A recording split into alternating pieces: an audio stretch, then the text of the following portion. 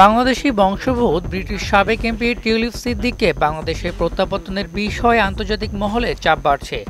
সম্প্রতি একাধিক আন্তর্জাতিক সংগঠন তার বিরুদ্ধে ওঠা অভিযোগ তদন্তের দাবি জানিয়েছে। যুক্তরাজ্য ভিত্তিক সংবাদ মাধ্যম ডেইলি মেইলের এক প্রতিবেদনে এ তথ্য জানানো হয়েছে।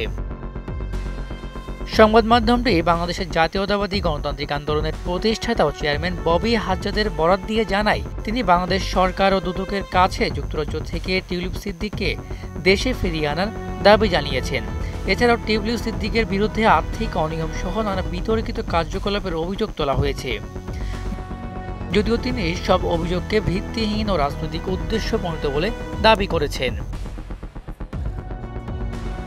হাজ্জাদ বলেন, টিউলিপের যেহেতু যুক্তরাজ্য এবং বাংলাদেশ উভয় দেশে দ্বৈত নাগরিকত্ব রয়েছে, টিউলিপকে অবশ্যই দুদক এবং আইন প্রয়োগকারী সংস্থাগুলোর মুখোমুখি হতে হবে। এর আগে বাংলাদেশের সাবেক প্রধানমন্ত্রী শেখ হাসিনার ঘনিষ্ঠর কাছ থেকে ফ্ল্যাট উপহার নিয়ে ব্যাপক চাপের মুখে ছিলেন টিউলিপ সিদ্দিক। এছাড়াও তার খালা শেখ হাসিনার সঙ্গে তার যোগসূত্র তদন্তাধীন।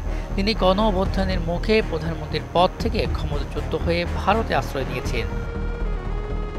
এদিকে ব্রিটিশ সরকার টিউলিপকে প্রত্যাবর্তন আদেশ মেনে চলার জন্য অনুরোধ করবে কিনা এ বিষয়ে ব্রিটিশ প্রধানমন্ত্রী ক্যার স্টারমারের পক্ষ থেকে এখনো কোনো কিছু স্পষ্ট করা হয়নি। অন্যদিকে টোরি নেতা কেমি ব্যাডনস টিউলিপকে দুর্নীতি দমন মন্ত্রীর পদে অযোগ্য দাবি করে বলেন, প্রধানমন্ত্রী ক্যার স্টারমার তার ঘনিষ্ঠ বন্ধুকে রক্ষার জন্য দ্বিধাগ্রস্ত এবং বিলম্ব করেছেন। 2013 সালে রাশিয়ার সঙ্গে বাংলাদেশের একটি পারমাণবিক বিদ্যুৎ কেন্দ্রের জন্য চুক্তিতে কোটি কোটি টাকা আত্মসাতের অভিযোগ উঠেছে টিউলিপ সিদ্দিকের বিরুদ্ধে।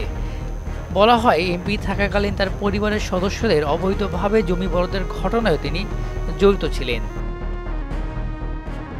মিসবাহ রহমান, মোহনা ডিজিটাল।